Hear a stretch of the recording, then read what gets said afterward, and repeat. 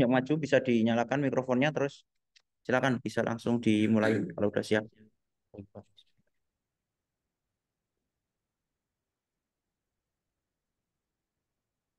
Waktunya maksimal 15 menit biar nanti kalau dua orang pas selesai 11.45-an.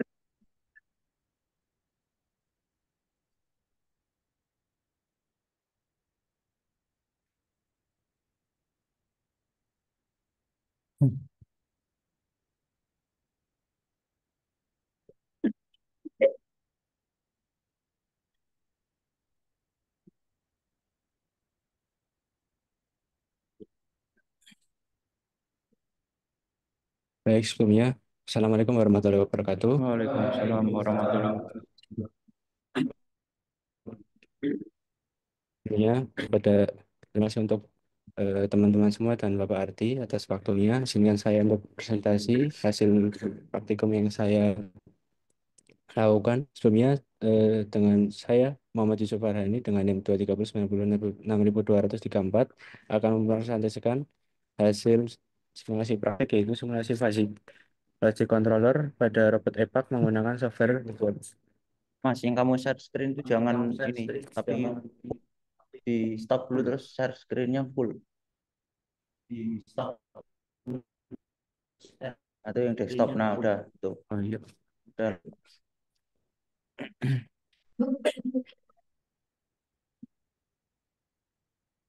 Ya, lanjut. Baik, selanjutnya yang pertama yaitu teori singkat saja.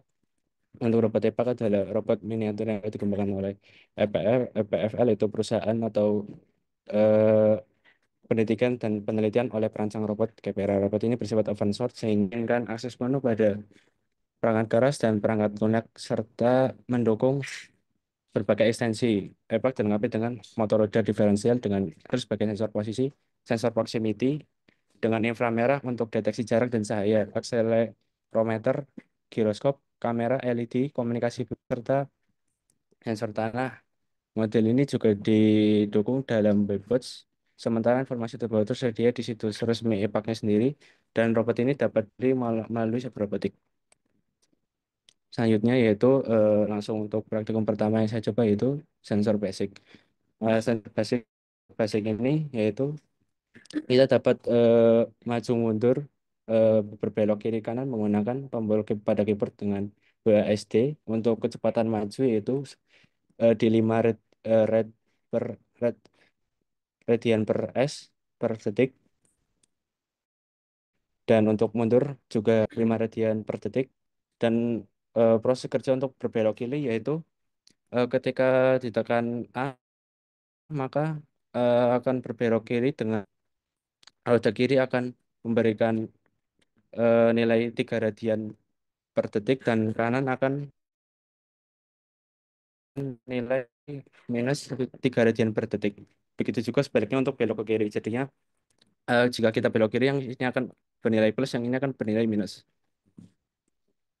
Selanjutnya uji coba yang saya lakukan yaitu saya mencoba mengganti nilai kecepatan maju dengan nilai 7 dan 8, dan hasilnya mendapatkan error dikarenakan eh, maksimal untuk kecepatan speednya untuk motornya tersebut yaitu eh, 6,28 radian per second. Dan juga saya lihat di mananya di dokumentasi pada Webot juga tertulis kecepatan macro rotation speednya yaitu 6,28 radian per second. Untuk yang kedua yaitu basic sensor. Sensor bisa kita ketahui bahwa untuk sensor dimulai dari atas kanan sini dengan sensor P0 hingga PS7 yang dijumlahkan ada sekitar 8 sensor. Dan sensor yang digunakan yaitu proximity. Kemudian untuk rentang pembacaan sensor proximity saya menambahkan eh, program untuk membaca minimal dan maksimal untuk speed acuan rentangnya. Untuk setelah uji coba yang saya ujikan untuk pembacaan minimumnya yaitu berada di 54,23 jika robotnya itu berada di tengah-tengah, dan untuk yang sensor yang mendekati dengan tembok maksimalnya itu 4083,77. Dan saya juga melihat dari dokumentasi juga untuk eh, respon pembacaan rentang dari sensor proximity tersebut yaitu antara 34 atau mendekati 0 hingga 4095. Hal ini menunjukkan sesuai dengan spesifikasinya. Kemudian pada one following eh, saya juga melakukan percobaan yaitu yang pertama pengertian singkatnya jika sensor depan PS0 mendekati jarak sangat dekat dengan dinding lebih dari jarak 200, robot akan mundur dengan kecepatan kiri min 1,5 radian per detik dan kanan 1,5 untuk menghindari tabrakan. Jika sensor samping kanan PS2 mendeteksi jarak jauh kurang dari 50, robot berbelok kiri tajam dengan kecepatan kiri 2 radian per detik dan kanan 3 radian per detik. Sedangkan jika jarak agak jauh kurang dari 60 jarak pada sensor, robot berbelok kiri sedang dengan kecepatan kiri 2 radian per detik dan kanan 2,5 radian per detik. Sehingga sensor mendeteksi jarak terlalu dekat di kanan lebih dari 150, robot berbelok kanan sedang dengan kecepatan kiri 2 radian per detik dan kanannya dan motor kanannya 2,5 radian per detik. Dan jika jarak sangat dekat lebih dari 200, robot berbelok kanan tajam dengan kecepatan di 2 radian per detik dan kanan 3 radian per detik. Saat robot berada pada jarak ideal dari dinding, robot akan bergerak maju lurus dengan kecepatan penuh 3 radian per detik di kedua sisi roda. Jadi untuk berbeloknya sendiri ada beberapa kecepatan yang berbeda-beda yaitu tajam, sedang, dan normal. Hasil timer robot berputar satu kali putaran untuk memutari satu arena menggunakan logika on off ini while following membutuhkan waktu sekitar 1 menit, 4 detik. Hal ini saya coba juga untuk stopwatch dan apa, apa hasilnya sama saja. Rutenya jadi untuk amatinya saya amati ini terus itu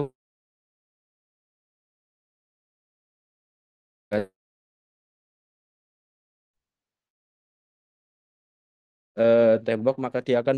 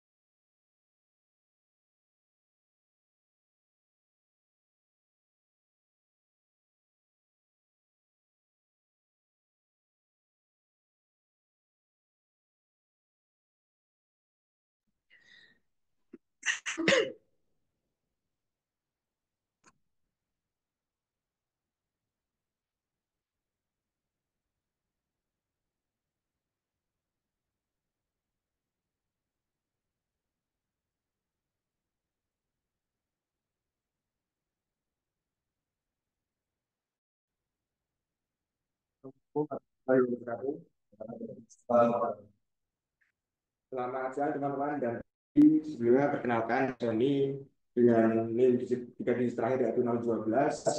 Hari ini saya akan mempresentasikan hasil kerja saya yaitu model model robot pipa. Model robot pipa menggunakan bot. Kemudian pipa sendiri itu merupakan sebuah miniatur robot yang digunakan untuk pembelajaran. Pipa ini sepenuhnya itu open source. Model ini mencakup dukungan untuk motor, sensor inframerah juga, sensor infrared untuk menggerakkan cahaya, akselerometer, kamera, LED di ring barunya dan bukan tadi, dan LED di depan, dan komunikasi Bluetooth juga. Tapi untuk komunikasi Bluetooth ini saya baca dari dokumentasi perlu dimodelkan menggunakan perangkat pengantar seperti 5 dan lalu ada ekstensi sensor lain juga. Lalu untuk pipa karakteristik sendiri, model robot ini memiliki diameter 71 mm, lalu tingginya yaitu 50 mm, radius yaitu 20,5, lalu untuk panjang waktunya di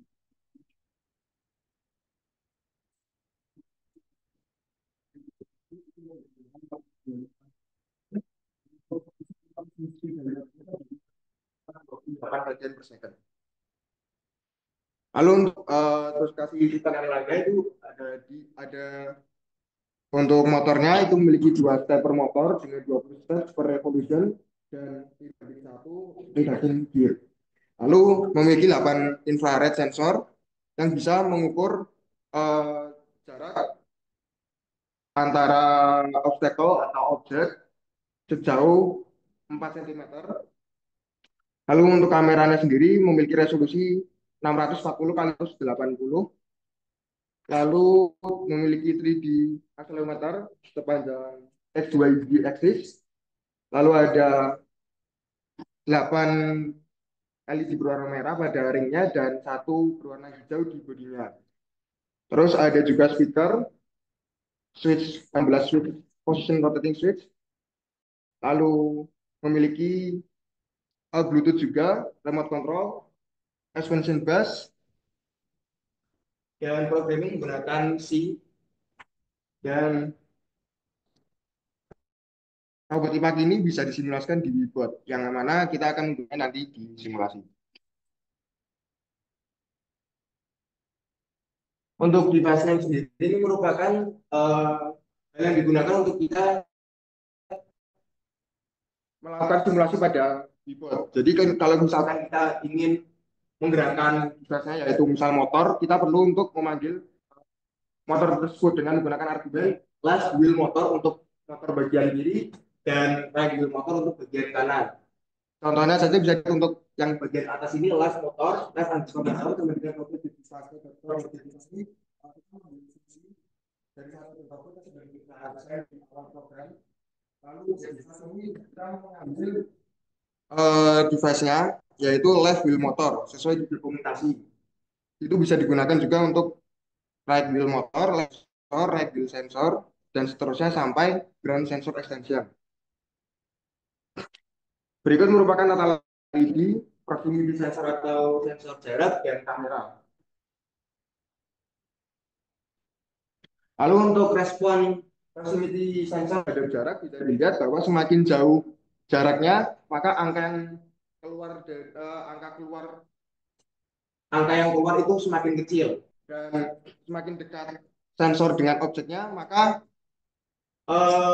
angkanya juga semakin besar. Dan garis merah yang ada pada grafik ini merupakan output value dari sensor yang dihasilkan. Dan untuk blok yang berwarna merah ini merupakan noise. Jadi kalau misalkan lagi simulasi, memang nanti angkanya juga berfluktuasi. Kadang bisa 60, terus 70, terus ke bawah 50. Itulah mengapa di sini di grafik sudah tertampil bahwa ada noise yang cukup besar yang digambarkan dengan blok berwarna merah ini. Lalu untuk basic motor sendiri Ini merupakan basic simulasi menggunakan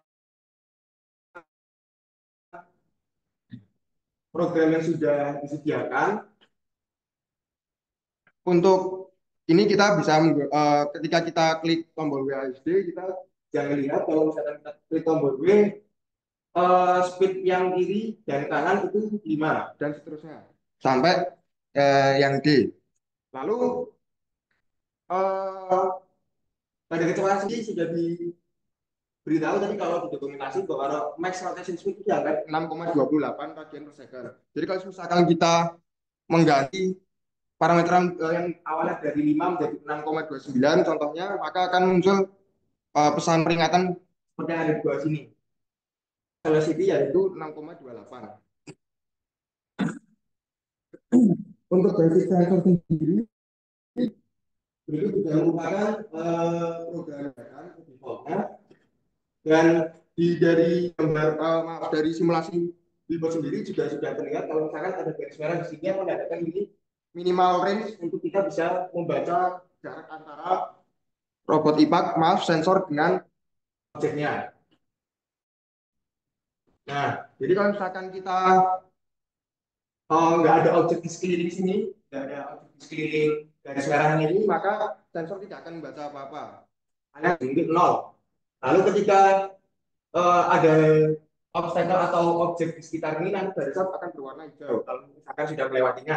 Dan nanti semakin dekat, value-nya atau nilainya dari hasil bacaan sensor akan makin tinggi. Dari dokumentasi tadi juga dikatakan maksimal itu sampai 4095. Untuk wall following sendiri, ini juga basic sensor yang tadi digunakan, maaf, program yang sudah disediakan juga. Ini juga sudah dapat dilihat, mungkin terdapat banyak error di sini yang seharusnya kita wall following itu benar, harusnya dari pembacaan sensor itu lebih stabil karena mengikuti arah obstacle yang tadi membentuk lingkaran, dan seharusnya pembacaan sensor itu lebih stabil seperti ini. Kalau ini terjadi banyak error karena memang mungkin belum disesuaikan dengan PID maupun fuzzy. Berikut merupakan percobaan menggunakan fuzzy logic controller. Di atas memang cenderung lebih stabil, ya walaupun ada naik turunnya yang agak signifikan, tapi tidak seperti yang basic atau tidak ada pengaplikasian terhadap menggunakan fuzzy maupun PID. Kita menggunakan fuzzy cenderung lebih stabil di angka 125 untuk yang PS1, PS2 lebih sekitar 200-an, dan yang PS0 angka ya, kayaknya 50-an. Nah, kalau misalkan sudah diintegrasikan dengan fuzzy, menurut saya kemungkinan bakal seperti ini karena akan selalu menyesuaikan antara jarak sensor dengan kecepatan. Jadi nanti robotnya akan selalu mulus jalannya, lewat maaf, memutari jalurnya. Merupakan hasil pembacaan sensor yang dimasukkan ke yang dibuatkan menggunakan TRIMF dan TRAP. Ini juga dilihat kalau triangle member function yang PS yang biru ini cenderung dari 0 ke 1 itu lebih cepat dibandingkan 1 ke 0-nya. Yang merah ini sebaliknya. Terus untuk yang trapezium member function ini mempunyai waktu yang lebih lama, alias ketika jalan lebih stabil, lebih mulus. Lalu selanjutnya adalah wall following menggunakan PID. Wall following PID ini juga sama. Saya mengambil data hasil pembacaan lalu saya plotkan. Dia juga tertampil walaupun agak sedikit berfluktuasi, tapi uh, tidak terlalu jauh lah seperti yang tadi tanpa pengaplikasian.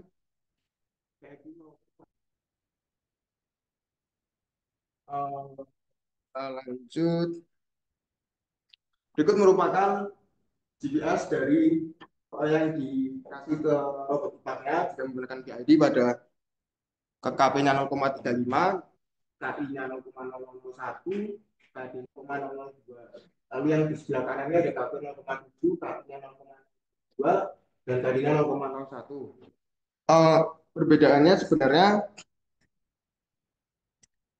tidak cukup kelihatan kayaknya, soalnya karena ini platnya menggunakan eh, lingkaran yang solid warnanya, jadi sedikit fluktuasi atau sedikit perubahan jarak itu nggak terlalu kelihatan karena bentuknya ini lingkaran terus solid, jadi kita nggak terlalu melihat.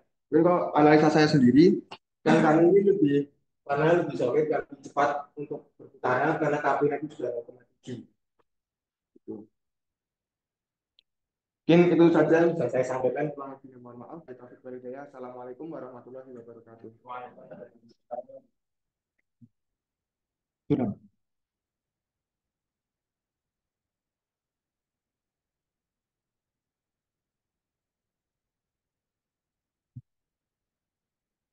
Oke, saya rasa dua jam waktu di sejarahnya semuanya sudah.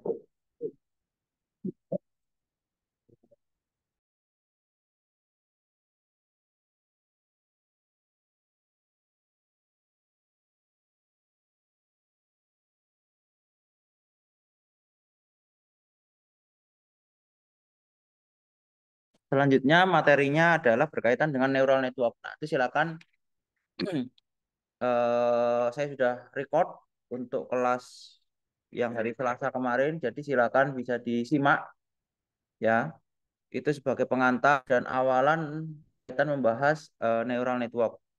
Selanjutnya saya sudah sampaikan di awal, mata kuliah ini adalah mata kuliah yang saya bikin apa mirip dengan tugas akhir, cuman ini berkelompok tapi dan level kesulitannya ya mesti jauh di bawah tugas akhir gitu ya, hingga luaran dari mata kuliah ini nanti kita juga ada project ya. Nanti sambil jalan kita coba akan diskusikan project apa yang bisa kita bikin dan tentunya ya berkaitan dengan materi apa yang sudah kita pelajari, seperti misalnya fuzzy logic ya. Kemudian nanti kalau ada neural network ataupun genetic algorithm, sehingga implementasinya tidak sekedar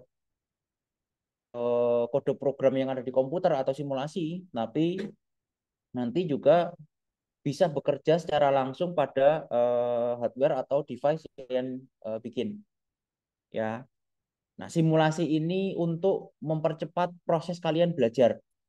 Dengan simulasi kalian itu lebih lebih mudah untuk mengeksplor. Nah, sehingga ya bisa mengurangi atau menghilangkan masalah-masalah yang berkaitan dengan hardware. Dan saya sudah sampaikan bahwa kalau hardware itu nanti kalian bakal lebih tidak sekedar mikir algoritmanya, tapi juga hardware-nya juga dipikirkan. Apakah punya habis kalau misalnya dia pakai baterai, apakah sensornya baru problem, apakah motornya baru problem. Nah, itu semua kan pasti jadi satu paket ketika kita pakai hardware kan gitu ya. Bisa kita abaikan. Ya, tetap program fuzzy-nya walaupun motornya nggak muter tetap diprogram, kan nggak bisa seperti itu. Nah, jadi makanya kenapa simulasi dulu, biar kalian dapat gambaran oh bahwa ternyata cara kerjanya seperti ini, perhitungannya kurang lebih seperti ini, eksekusinya seperti ini, sehingga nanti ketika dibikin device-nya atau hardware-nya secara langsung kalian udah tahu apa yang harus dikerjakan. Ya, lebih ke sana ya. Jadi tidak sekedar simulasi terus sudah. Ya kalau cuma simulasi ya experience-nya kurang. Ya kalian kan diharapkan bisa hands on secara langsung ya, bisa langsung mengimplementasi ke hardware secara langsung. Jadi oleh karena itu nanti di mata kuliah ini di akhir eh, sama dengan mata kuliah yang biasa saya ampu, ini sifatnya project. Nah, terus laporan dari project tersebut juga nanti akan ditulis ya, yang saya harapkan nanti ditulis formatnya ya dalam artikel gitu ya. Dan kemudian nanti kalau memang bisa terpublikasi tentunya itu jadi portofolio kalian. Ya, harapan saya biar ketika kalian bikin CV itu tidak cuma isinya project-project aja, ada publikasinya. Sehingga nanti ketika mau mau melamar magang ya, CV-nya itu ada kekuatannya lah, ada isinya gitu ya. Sehingga kalau ditanya ya kalian punya experience yang cukup gitu ya. Karena kalau sekarang itu ngelamar kerja, CV-nya cuma isinya satu project, ya pasti langsung dicoret lah. Orang lain juga mungkin banyak projectnya kan gitu ya. Nah, untuk membedakan salah satunya untuk membedakan kalian tidak sekedar project-project aja, makanya ada publikasi di situ. Nah, ini coba saya atur ya dalam mata kuliah sehingga nanti kalau bisa terpublikasi itu bisa masuk ke dalam CV kalian. Ya, jadi portofolio kalian. Nah, itu yang nanti harus dikerjakan ya kaitan dengan proyek yang ada di mata kuliah ini. Oke, ada yang mau didiskusikan atau ditanya sebelum saya cukupkan dan nanti silakan dilanjutkan secara mandiri.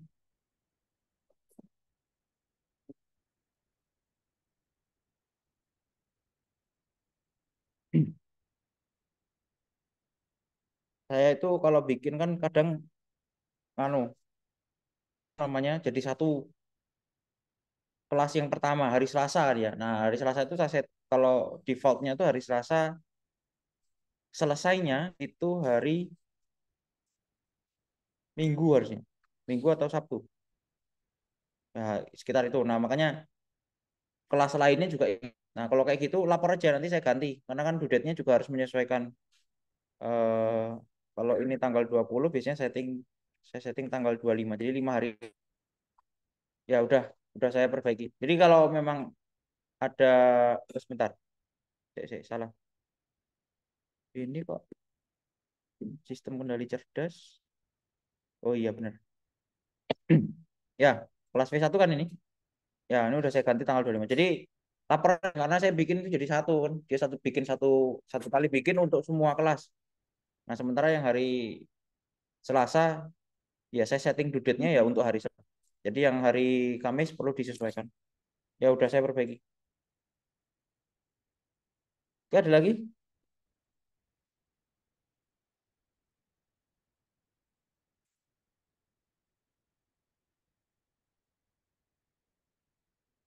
Apanya? Sebenarnya kalau kalian nyimak di recording udah ada, tapi mungkin saya jelasin lagi. Kalau yang Webbots itu karena dia isinya sekedar kode, ya kan? Di Webbots itu kan tidak sekedar kode, ada gambarnya, ada grafiknya, banyak teksnya juga. Sehingga kalau pakai Google atau pakai Jupyter Lab ya susah juga bikinnya gitu ya. Jadi lebih enak ya pakai Google Google Docs ataupun yang semacam lah intinya jadi laporan yang dalam bentuk dokumen. Tapi nanti kalau neural network ini karena itu nanti cuma isinya kode-kode aja. Ya kode di run, diamati, analisis, ya, nanti kembali lagi ke Jupyter Lab. Nah, jadi menyesuaikan dengan aktivitas. Ya besok kalau yang project gimana? Ya nggak mungkin kalau kita pakai Jupyter Lab. Nanti yang project ya nanti menyesuaikan. Ada template-nya sendiri.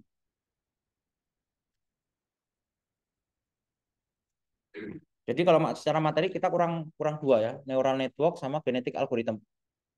Jadi saya di minggu ini kita selesaikan yang neural network, minggu depan Zoom ya, karena kan pada mudik kan ya. Sepertinya juga arahannya se-UNY kayaknya disuruh di Zoom aja ya, ya udah kita ikuti. Terus mulai minggu depan juga nanti kita coba akan diskusikan kira-kira pembagian kelompok dan proyeknya mau seperti apa. Mulai dicicil, tidak nanti di pertemuan 8 baru dibahas. Kalau harus bikin nanti kalau bikinnya butuh waktu 2 sampai 3 kali pertemuan, habis waktunya untuk bikin. Padahal sekali lagi esensi mata kuliah ini bukan untuk bikinnya, tapi implementasi algoritmanya. Ya, jadi mohon dipahami ya, bukan dernya, bukan masang komponen itu bukan. Itu udah lewat semua untuk rangkai itu udah lewat semua. Itu bukan mata kuliah ini. Mata kuliah ini fokus pada algoritmanya. Jadi kalau implementasi fuzzy logic controllernya, nah itulah yang kalian fokuskan di situ. Jadi besok mulai minggu depan coba kita akan mulai diskusi kait dengan hardware yang mulai dibikin. Tapi kemungkinan besar sih pasti robot ya. Robot dan besar kemungkinan juga mobile robot lah. Kenapa? Karena ya buat meminimalisir apa ya eh, kesulitan-kesulitan yang kalau dijumpai dengan hardware lain gitu. Kalau mobile robot ya harusnya relatif komponennya minimalis. Jadi ya meminimalisir error dan kesalahan yang mungkin nanti terjadi gitu ya. Jadi bisa fokus di bagian implementasi metodenya saja. Dan nanti berfungsinya ini satu kelas berapa orang? 19 ya. Nanti satu kelompoknya mungkin 4 orang lah maksimal. Jadi nanti di sini jadi 5 kelompok.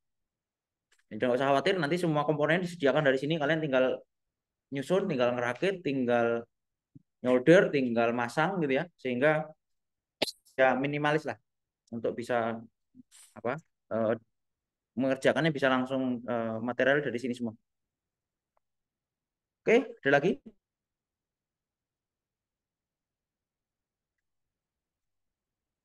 Nah, kan saya juga kepikiran biar ada sesuatu yang baru di nanti di bagian project. Walaupun nanti saya akan lebih detail kita bahas diskusi lebih minggu depan ya. Tapi mungkin sedikit pengantar. Nanti dokumentasinya juga harus dibikin rapi dan produknya atau projectnya dibikin open source. Jadi dibuka. Silakan itu dipublikasikan di mana bebas. Kalian bisa bikin website sendiri, monggo mau pajang di website itu gitu ya. Kan kalian sering nemu project yang sifatnya open source gitu ya. Nah, bikin mirip seperti itu. Nah, kita kan udah belajar banyak dari kerjaan orang lain yang dipublikasikan secara open source. Nah, sehingga ya kita udah belajar dari situ ya kita juga bisa berkontribusi buat orang juga gitu ya. Orang yang mau belajar juga ya kita buka juga. Ngapain ditutup-tutupi kan gitu ya. Sehingga nanti perlu dipublikasikan ya intinya di website terserah sih mau pakai apapun bisa. Ya saya nggak harus harus membatasi harus pakai GitHub gitu enggak. Tapi yang umum biasanya pakai GitHub ya. Kalian nemu project-project kan di GitHub. Tapi kalau ada yang bisa bikin website sendiri ya mau menantang biar ini portofolio bisa dimasukkan ke CV biar jadi lebih bagus ya silakan. Ya. Mau atau udah ada punya website portofolio sendiri mau didompleng di situ ya silakan nggak ada masalah. Tapi yang jelas harus terbuka. Ya, informasi yang terbuka itu ya berarti mulai dari desainnya, pengerjaannya, programnya, semuanya dibuka di sana. Ya, toh kalian juga dapat sesuatu itu kan dari informasi yang terbuka juga di internet kan gitu ya. Sehingga tidak ada salahnya kalian juga bikin sesuatu yang itu kemudian bisa diakses juga oleh orang lain. Karena itu nanti kan banyak efeknya. Ya, kalau itu jadi eh, apa? Bisa di searching orang, nah kalian dikenal gara-gara proyek tersebut. Nah, itu kan jadi lebih lebih lebih bagus harusnya. Ya, jadi tidak perlu ditutup-tutupi. Oke, mungkin itu aja yang bisa saya sampaikan. Nanti silakan bisa istirahat, kemudian dilanjutkan ya sesuai dengan batas waktunya untuk mengerjakan yang neural network. Kurang lebihnya mohon maaf dari saya. Saya akhiri. Assalamualaikum warahmatullahi wabarakatuh.